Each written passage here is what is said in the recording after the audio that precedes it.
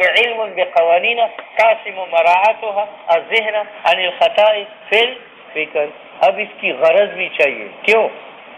علم حاصل کرنا یہ ایک فعل اختیاری ہے اور ہر فعل اختیاری کی غرض ہوتی ہے، ورنہ طلب بس بات سمجھ میں آ گئی. تو اس علم منطق کی بھی ایک غرض ہے، وہ صیانت ذہن عن الخطا. فائدہ علم ان لکل علم و صناعت، ہر علم و فن کا غایہ ایک غرض ہے، وإلا اگر غرض نہ ہو تو اس کی طلب عبث ہے، والجد فی ہے اور اس میں کوشش لگوا ہے. نو غایہ علم منطق کا الاصابت، حق تک پہنچنا ہے، فی الفکر مسائل نظریہ میں، وحفظ الرائے اور غرض منطق کا ذہن بچانا ہے، عن الخطا غلطی سے، فی النظر جب ترتیب دے اموری معلومات کو. بات سمجھ میں آئی؟ لا شغلہ تب میں مصنف نے دلالت سے بحث کی. اعتراض یہ پڑتا ہے کہ دلالت صفت لفظ کی ہے اور منطقی بحث الفاظ سے نہیں کرتا، تو اس نے یہاں دلالت سے کیوں بحث کی؟ یہ تو خروج موضوع سے ہیں. تو مصنف کہتے ہیں کہ یار منطقی کی نظر معنی پر، منطقی کی نظر، لیکن معنی کا فہم موقوف ہے کن کے اوپر؟ الفاظ اور دلالت الفاظ پر. تو الفاظ اور الفاظ کی دلالت اگرچہ مقصود نہیں ہے لیکن موقوف علیہ ہے کس کے لیے؟ مقصود کے لیے. اس لیے منطقی ابتدائی کتب میں دلالت سے بھی بحث کرتا ہے اور الفاظ سے بھی بحث کرتا ہے، کیونکہ یہ دونوں مباحث اگرچہ مقاصد نہیں ہے لیکن موقوف علیہ ہے مقاصد کا. یاد رکھو تعلق نہیں ہے منطقی کا بحیثیت منطقی ہونے کے ببحث الالفاظ. اچھا جی، وہذا البحث یہ الفاظ کی بحث بما ذلیل دور ہے عن غرضی وغایتی، اس کے باوجود کہ الفاظ سے اس کی غرض نہیں ہے، لابدی ہے منطقی کے لیے بات الفاظ سے جو دال ہے معنی پر، کیونکہ معنی کا سکھانا والاستفادہ اور معنی کا سیکھنا موقوفۃ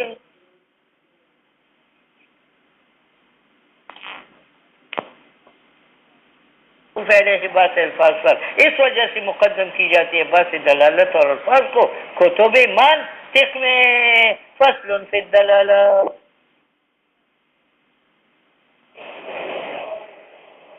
دلالت کا ایک معنی لغوی راہ نمودن، کسی کو مطلوب منزل کا راستہ بتانا.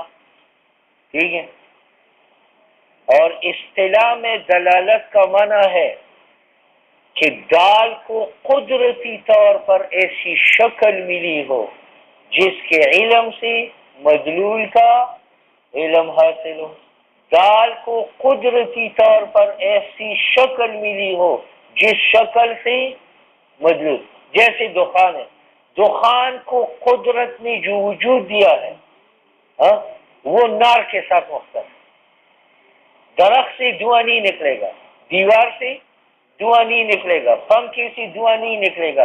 دھواں جب نکلے گا آگ سے، تو دھوئیں کی یہ شکل قدرتی طور پر ایسی ہے کہ جب آپ دھواں دیکھیں گے تو پتہ چلتا ہے نیچے. یہاں آپ نے دھواں دیکھا، آگ کی شعلے نظر نہیں آتے، معلوم ہے کہ کسی آگ میں گھر میں خدا نہ خواستہ آگ لگی ہے.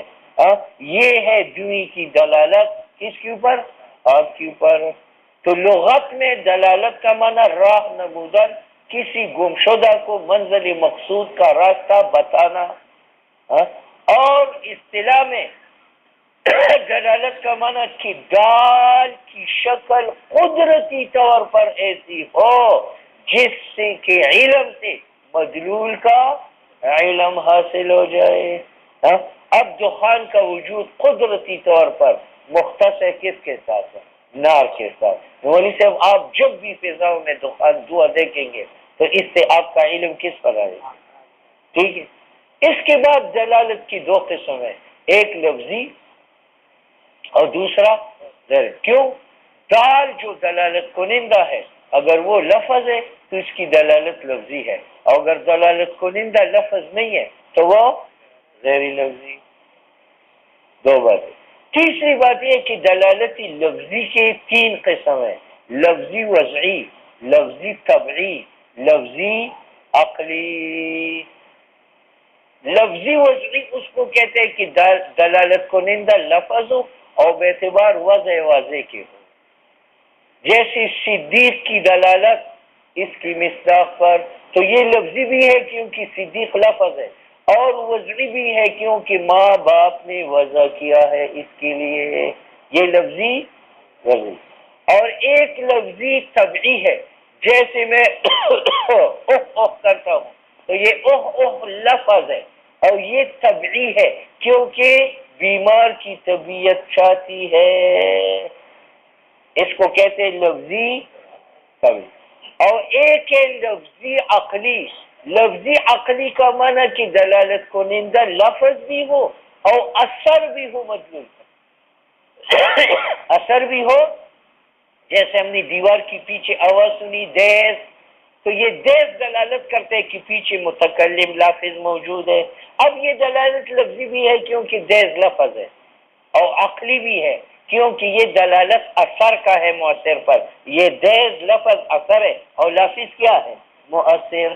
تو دلالت لفظی عقلی اس کو کہتے ہیں کہ دلالت کنندہ لفظ بھی ہو اور اثر بھی ہو مدلول کا، جیسے دیز مسموع من وراء جدار کی دلالت لفظ پر، تو یہ لفظی بھی ہے کیونکہ دیز لفظ ہے، اور عقلی بھی ہے۔ عقلی کا معنی دلالت الاثر علی المؤثر، اور دیس کا لفظ اثر ہے کس کا؟ لفظ کا، اس کا تلفظ سبب ہے اور دیس کا لفظ اس کا اثر ہے، ٹھیک ہے۔ تو لفظی کی کتنے اقسام ہو گئے؟ غیر لفظی کی بھی 3 قسم ہے۔ ایک غیر لفظی وضعی ہے، غیر لفظی وضعی۔ غیر لفظی وضعی اس کو کہتے ہیں کہ دال لفظ بھی نہ ہو لیکن اس کی دلالت بواسطہ وضع کے ہو، جیسے سرکار نے یہاں میل نصب کیا اور اس کے اوپر لکھا کہ لاہور 42 میل، تو یہ میل اس مسافت پر دلالت کرتا ہے اور وہ میل لفظ نہیں ہے، اور تو غیر لفظی ہے اور وضعی ہے کیونکہ حکومت نے وضع کیا ہے کس کے لیے؟ دلالت علی المسافت کے لیے، ٹھیک ہے۔ ایک غیر لفظی طبعی ہے۔ غیر لفظی طبعی جیسے سرعت نبض دلالت کرے بخار پر، تو وہ سرعت نبض غیر لفظی ہے کیونکہ نبض لفظ نہیں ہے اور طبعی ہے، بخار شدہ آدمی کی طبیعت چاہتی ہے کہ رکھ پڑ کے، ٹھیک ہے۔ اور غیر لفظی عقلی، یہاں خر کڑا ہے اور صدیق اس کا مالک ہے، اس نے وہاں سے گھاس لایا، گھاس ہم نے نہیں دیکھا، اس نے ہاں ہاں ہاں شروع کر لیا، تو یہ ہاں ہاں جو ہے مجھ سے یہ کیا ہے؟ توبہ توبہ۔ غیر لفظی عقلی جیسے ہم نے دھواں دیکھا تو یہ دھواں دلالت کرتے ہیں نار کے اوپر، یہ غیر لفظی ہے کیونکہ دخان لفظ نہیں ہے مرئی ہے، اور عقلی ہے کیونکہ دلالت الاثار علی المؤثر ہے۔ تو کل کتنے اقسام ہو گئے؟ 6۔ یہ جو 3 باتیں ہو گئی، ایک دلالت کی تعریف، ایک دلالت کی 2 قسم لفظی غیر لفظی، تیسرا دلالت، ہر ایک دلالت کی 3 قسمیں، تو 6 ہو گئے۔ چوتھی بات یہ ہے کہ غیر لفظی کی 3 اقسام یہاں متروک ہے اور لفظی کی طبعی و عقلی بھی متروک ہے، تو ایک قسم زیر بحث ہے، وہ کون سی دلالت ہے؟ لفظی وضعی۔ اس لفظی وضعی کے آگے 3 قسم ہے، مطابقی، تضمنی اور التزامی۔ انسان کی دلالت اپنے معنی پر لفظی وضعی ہے، اب اگر انسان کل معنی پر دلالت کرے جو حیوان ناطق ہے تو یہ مطابقی ہے، اور اگر معنی موضوع کے ایک جز پر دلالت کرے فقط حیوان فقط ناطق پر تو یہ تضمنی ہے، اور اگر حیوان ناطق کے لازم پر کرے صنعت علم و کتابت تو یہ التزامی ہے۔ منطقی بحث کرے گا نہ غیر لفظی سے نہ لفظی طبعی و عقلی سے بلکہ لفظی وضعی، اور لفظی وضعی کی کتنی قسم ہے؟ 5 یا 7؟ 3، مطابقی، تضمنی، التزامی۔ دلالت لغت میں ارشاد، راہ نمودن کو کہتے ہیں، راستہ بتانا منزل مقصود کا۔ اصطلاح میں کون و شے ہونے دال کا ہے، بحیث ہو قدرتی طور پر اس طرح یلزم من العلم بھی کہ لازم آئے دال کے علم سے، العلم بشیء آخر، جیسے دخان کا قدرتی طور پر ایسی شکل ہے کہ اس کے دیکھنے سے علم بن۔ اور دلالت کی 2 قسم ہے، لفظی غیر لفظی۔ لفظی وہ ہے کہ دلالت کنندہ لفظ ہو، غیر لفظی وہ ہے لا یکون الدال فیہ اللفظ کہ دلالت کنندہ لفظ نہ ہو، اور ہر ایک ان میں سے 3 قسم کا ہے، ایک لفظی وضع، جیسے لفظ زید کی دلالت مسمى پر، یہ لفظی ہے، زید لفظ ہے، اور وضعی ہے، ماں باپ نے وضع کیا ہے۔ دوسرا لفظی تبعی، جیسے اوہ اوہ کی دلالت، اوہ بضم الحمزہ وسکون الحاء المہملہ، اوہ، اور وقیل بفتحہ اوہا اوہا۔ لیکن یہ فرق ہے، اگر جوان آدمی کرے تو اوہ اوہ، اگر بوڑھا کرے تو اوہا، وہ پورا چیختا ہے بیچارہ، جیسے جی ٹی ایس پرانی ہو جائے نا، چڑ چڑ کر علی وجہ صدر۔ فإن طبیعت تستر، مجبور ہے بہدا سے حضر لفظ کہ وہ ایجاد کری یہ لفظ عند عروض الوجہ، جب درد آئی سینے میں۔ تیسری لفظی عقلی ہے، جیسے دلالت دیس کی جو مسموع ہے من وراء الجدار پر علی وجود اللافظ۔ چوتھی غیر لفظی وضعی، جیسے دلالت دوال اربعہ کا مت۔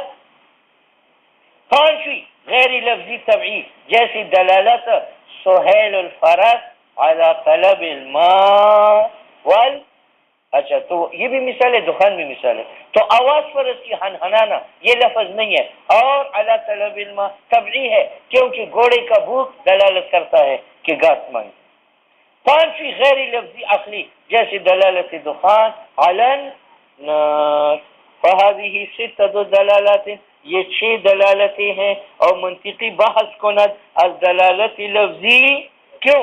لأن الافادۃ للغیر، دوسروں کو معنی سکھانا، والاستفادۃ من الغیر، اور دوسروں سے معنی سیکھنا، وہ آسان ہے بہا لفظی وضعی سے بسہولت، بخلاف باقی اقسام کے افادہ و استفادہ بہا باقی اقسام کے ساتھ خالی نہیں ہے صعوبہ سے، ٹھیک ہے۔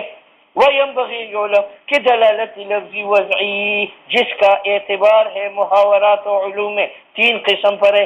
ایک کہ لفظ دلالت کرے تمام اس معنی پر جس کے لیے وضع ہے، جیسے انسان کی دلالت حیوان ناطق پر، تو یہ مطابقی ہے، مطابقی تطابق سے ہے، اور یہاں بھی معنی مدلول اور معنی موزون لہو میں تطابق ہے، معنی موزون بھی حیوان ناطق ہے اور معنی مدلول بھی حیوانی ناطق ہے۔ اور دوسری تضمنی، اور وہ دلالت لفظ کا ہے موزون لہو کی جز پر، جیسے انسان کی دلالت حیوان پر۔ تیسری دلالت التزامی، وہ یہ کہ لفظ دلالت نہ کرے نہ موزون لہو پر اور نہ جز پر، بلکہ دلالت کرے ایک معنی پر جو خارج و موزون لہو سے اور لازم اس کے ساتھ۔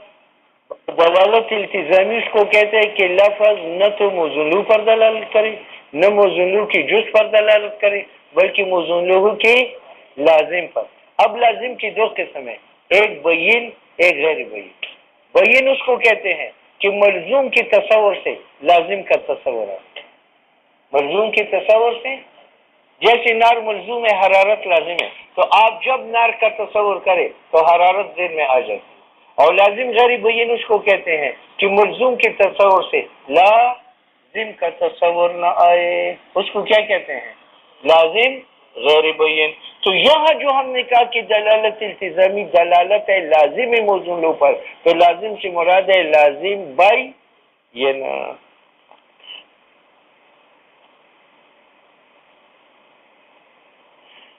والمراد باللہ، اچھا جی،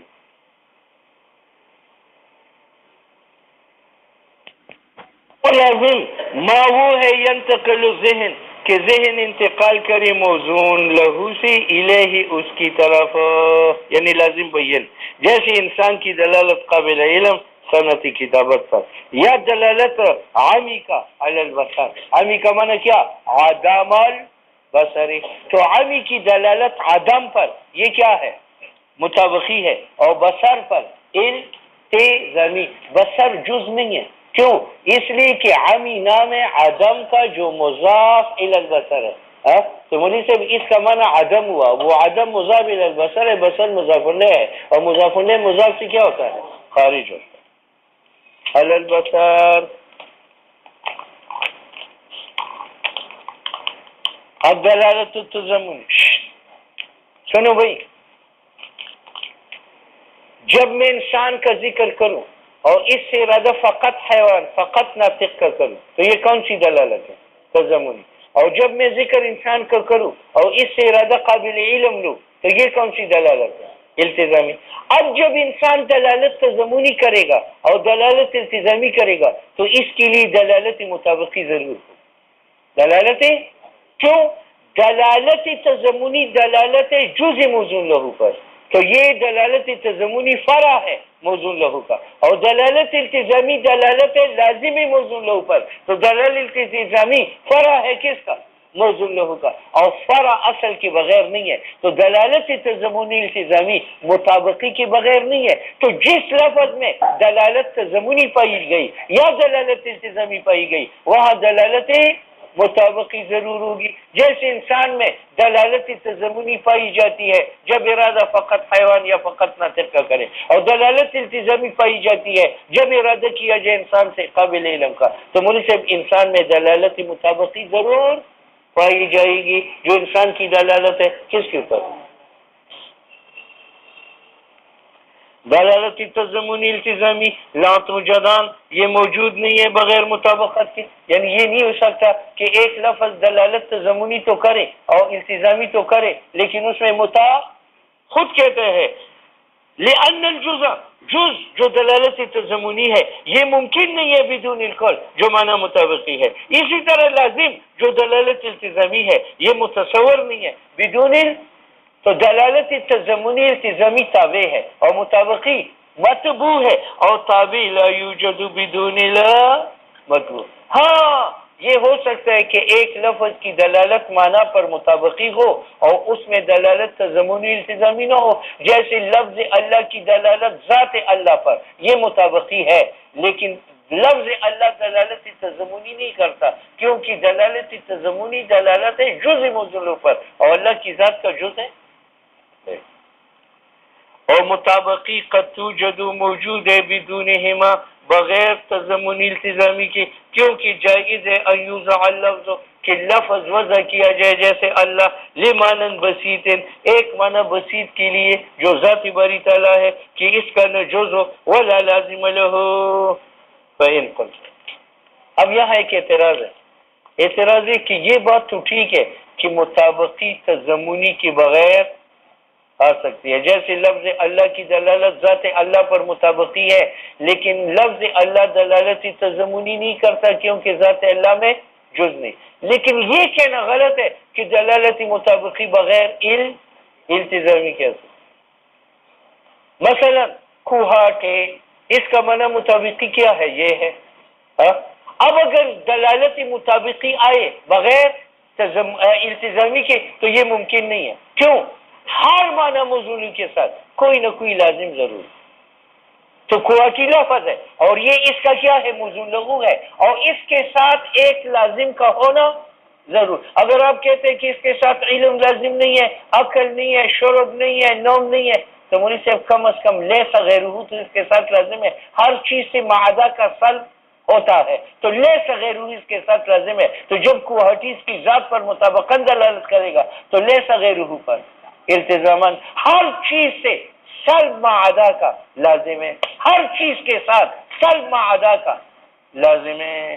بات سمجھ میں آ دیکھو فین قلتا میں نہیں مانتا کہ موجود ہے معنی ایک معنی مطابقی لا لازم له جس کے ساتھ لازم نہیں ہے. فإن لكل معنی لازما ہر معنی کے ساتھ ایک لازم ہے. وقله کم از کم لیس غیره سلب معدہ کا تو ہر چیز کے ساتھ کیا لازم ہے. قلنا یہ کہتے ہیں ہم نے بھی بیان کیا تھا کہ مولوی صاحب دلالت التزامی دلالت ہر لازم پر ہے یا لازمی بین پر؟ لازمی بین پر. اور ہر معنی کے ساتھ لیس غیرہ لازم ہے لیکن لازم غیر بین ہے تو اس پر دلالت التزامی نہیں ہے. قلنا مراد لازم کے ساتھ لازمی بین ہے کہ ذہن انتقال کری ملزوم سے اس کی طرف، اور یہ لازم کے لیس غیرہ یہ لوازمی بینہ سے نہیں ہے. کیوں؟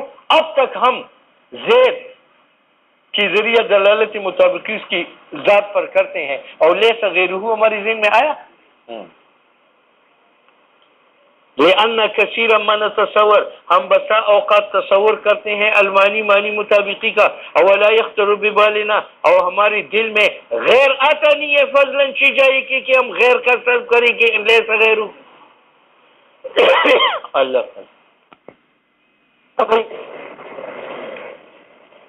لفظ کی دو قسم ہیں، ایک کا نام مفرد ہے، ایک کا نام مرکب ہے۔ مرکب اس کو کہتے ہیں کہ لفظ کا جز معنی کی جز پر دلالت کرے، لفظ کا جز معنی کی جز پر، اس کو کیا کہتے ہیں؟ مرکب۔ جیسے رامی الحجارہ، یہ لفظ ہے، اس کا ایک جز ہے رامیون، ایک جز ہے حجارہ، تو رامیون اپنی معنی پر دلالت کرتا ہے پھینکنے والا، اور حجارہ اپنی معنی پر دلالت کرتا ہے پتھر، تو جز لفظ ڈالے جز معنی پر، تو رامی الحجارہ، اس کو مرکب کہیں گے یا مفرد؟ مرکب۔ اور مفرد اس کو کہتے ہیں کہ لفظ کا جز معنی کی جز پر دلالت نہ کرے، جیسے حمزہ استفہام، یہ لفظ ہے، اس کا معنی ہے استفہام، امولی سے یہاں جز لفظ دال جز معنی پر نہیں ہے، کیونکہ حمزہ استفہام خود بسیط ہے اور بسیط کے لیے جز نہیں، تو لفظ کے اقسام کتنے ہو گئے؟ مفرد اور مرکب۔ مرکب وہ لفظ ہے جس کا جز معنی کے جز پر دلالت کرے، اور مفرد وہ لفظ ہے کہ جس کا جز معنی کے جز پر دلالت نہ کرے۔ اللفظ اما مفرد، اللفظ دال، لفظ دال یا مفرد ہو گیا مرکب۔ مفرد وہ لفظ ہے لا یقصد بجزہ، کہ ارادہ نہ کیا جا سکے جز لفظ سے دلالت علی جزء معنی ہو۔ بات سمجھ میں؟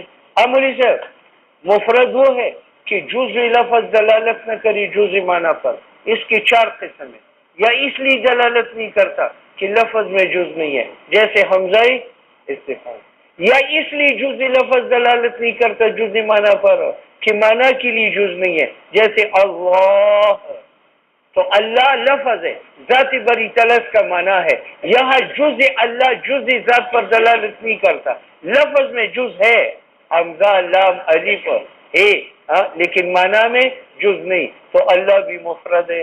تیسرا یہ ہے کہ جز لفظ دلالت جز معنی پر نہیں کرتا، لفظ میں بھی جز ہے، معنی میں بھی جز ہے، لیکن جز لفظ کا جز معنی پر دال نہیں ہے، جیسے اس آدمی کا نام عبداللہ ہے، تو مولوی صاحب یہاں لفظ میں جز عبد ایک ہے، اللہ دوسرا ہے، معنی میں بھی جز عبد کا معنی ہے بندگی کرنے والا، اللہ کا معنی ہے معبود، لیکن عبداللہ جو بھی اس کا نام ہے، اس صورت میں عبد بندگی پر اور اللہ واجب الوجود پر دلالت نہیں کرتا۔ کیوں نہیں کرتا؟ اس لیے ہو سکتا ہے یہ کافر ہو، تو مولوی صاحب اس میں بندگی ہے نہیں۔ بات سمجھ میں آ گئی؟ چھوٹا یہ ہے کہ لفظ میں بھی جز ہے، معنی میں بھی جز ہے، جز لفظ ذات بھی ہے، لیکن وہ دلالت مقصود نہیں، جیسے حیوان ناطق کو ہم نے کوستانی کا نام رکھا، حیوانی ناطق، اب ان سے حیوانی ناطق لفظ ہے، اس میں جز ہے، حیوان ایک جز ہے اور ناطق دوسرا جز ہے، اور ان سے حیوان اپنی معنی پر دلالت کرتا ہے جسم نامن، اور ناطق اپنی معنی پر دلالت کرتا ہے مدرک کلیات، لیکن یہ دلالت مقصود نہیں ہے۔ حیوان ناطق جب علم و کوستانی کے لیے، تو ان کی دلالت جسم نامی اور مدرک الکلیات پر مقصود ہے یا اس شکل پر مقصود ہے، اور وہ اس پر دلالت نہیں کرتا، تو مفرد کی چار قسم ہو گئے، ایک یہ کہ لفظ میں جز نہ ہو جیسے حمزہ استفہام، دوسرا یہ کہ معنی میں جز نہ ہو جیسے لفظ اللہ، تیسرا یہ کہ دونوں میں جز ہو لیکن دلالت نہ ہو جیسے عبداللہ، چوتھا یہ ہے کہ دلالت بھی ہو لیکن وہ دلالت مقصود نہ ہو جیسے حیوان ناطق کوستانی کا نام ہے، حیوان ناطق لفظ میں بھی جز ہے، حیوان ناطق معنی میں بھی جز ہے، جسم نامن اساس متحرک بالارادہ اور مدرک الکلیات، اور ہر جز اپنے معنی پر دلالت بھی کرتا ہے، یوں بیٹھو فارغ ہوا، لیکن یہ دلالت مقصود نہیں ہے، کیونکہ عالمیت کے وقت ہم حیوان ناطق دلالت اس کلی پر مقصود ہے یا اس شخص پر مقصود؟ چلو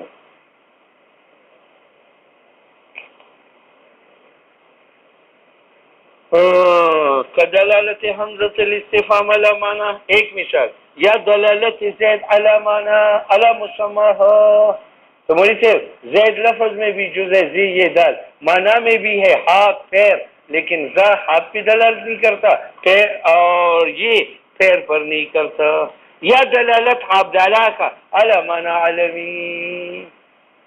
بات سمجھ میں آ گئی؟ تو لفظ میں جز ہے، معنی میں بھی جز ہے، ٹھیک ہے، لیکن دلالت. والمرکب ما مرکب وہ لفظ ہے یقصد بجزی ہی کہ ارادہ کیا جیسے کہ جز لفظ تھی. دلالت علی جز المعنی جیسی زید قائم، لفظ میں جز ہے، ایک زید ایک قائم ہے، معنی میں بھی جز ہے. زید کا معنی کیا ہے؟ حیوان ناطق محض تشخص، اور قائم کا معنی استدا.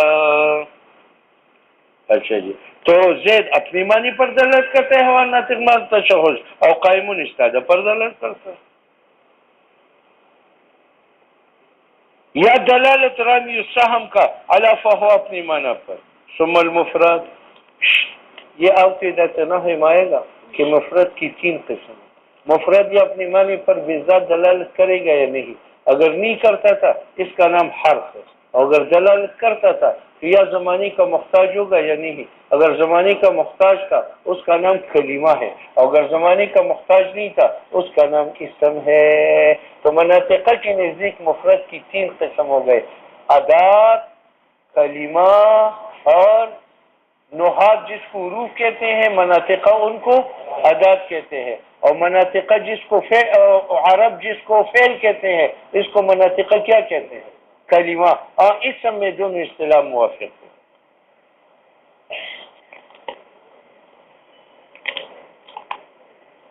ثم المفرد، مفرد علی انحاء ثلاثۃ، تین قسم پر ہے. لأنه ان کا معنی مستقل بالمفہوم، اگر اس کا معنی مستقل بالمفہوم تھا، یعنی وہ فہم میں محتاج نہیں تھا ضمیمہ کو، تو وہ اسم ہے. لیکن اسم تب ہے ان لم تو مناطقہ کے نزدیک مفرد کی تین قسم ہو گئے: ادات، کلمہ، اور نحات جس کو حروف کہتے ہیں، مناطقہ ان کو ادات کہتے ہیں. اور مناطقہ جس کو عرب جس کو فعل کہتے ہیں، اس کو مناطقہ کیا کہتے ہیں؟ کلمہ. اور اس سب میں دونوں اصطلاح موافق ہیں.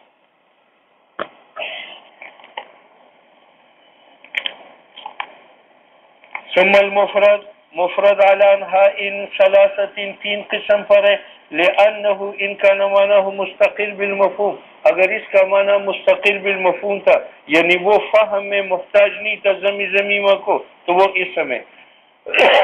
لیکن اسم تب ہے ان لم یقترن ذلک المعنی، اگر وہ معنی مستقل محتاج نہیں تھا بزمان من الازمنۃ الثلاثہ.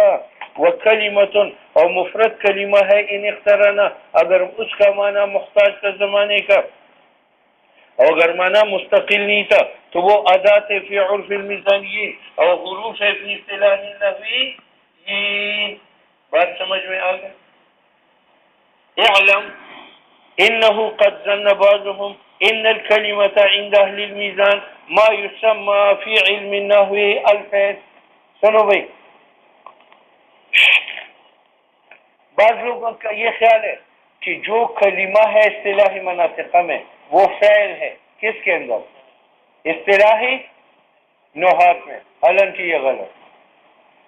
فعل نحوی اور کلمہ منطقی یہ دونوں ایک نہیں ہیں، دونوں، بلکہ ہو سکتا ہے کہ ایک فعل عند نحات ہو اور وہ کلمہ عند المناطق نہ ہو، جیسے اضربو اور نضربو.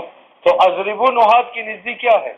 فعل ہے، لیکن ان کی نزدیک کلمہ نہیں ہے، کیونکہ کلمہ قسم ہے مفرد سے، اور مفرد کا جز دلالت نہیں کرتا جز معنی پر. تو مناطقہ کی نزدیک کلمہ کون ہے کہ جز لفظ جز معنی پر دلالت نہ کرے. اور اضربو میں حمزہ دلالت متکلم پر کرتا ہے، اور ضربہ دلالت کرتا ہے کس کی پر؟ حدث مصدر کی پر. تو منی سے مناطقہ کی نزدیک اضربو کلمہ ہے یا کلام؟ وہ تو کلام ہے، جز لفظ دال جز معنی پر. گمان کیا ہے بعض لوگوں نے کہ کلمہ عند المیزانیین یہ وہ ہے جو مسمى ہے علم نحو میں فعل کے ساتھ، حالانکہ یہ ظن ثواب نہیں ہے. فإن الفعل فعل اعم کلمہ سے.